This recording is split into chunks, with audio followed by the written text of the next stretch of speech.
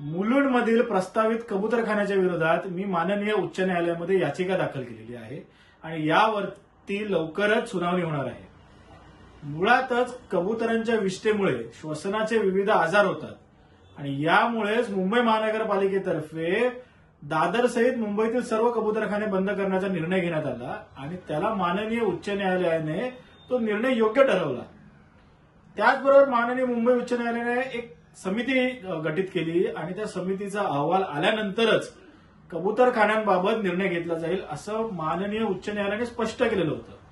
तरी सुद्धा मुंबईतील एका मंत्र्यांच्या आणि एका विशिष्ट समाजाच्या दबावापोटी आणि येणाऱ्या मुंबई महानगरपालिकेला या समाजाची मतं मिळावी याच्यासाठी मुंबई महानगरपालिकेने मुलुंड सहित इतर 4 ठिकाणी कबूतरखाने सुरू करण्याचा निर्णय घेतलेला आहे आणि याला मी माननीय उच्च न्यायालयामध्ये आव्हान दिलेलं आहे आणि मला खात्री आहे की मुंबई महानगरपालिकेच्या या निर्णयाला माननीय उच्च न्यायालय हे नक्कीच बेकायदेशीर ठरवून हा निर्णय रद्द करेल।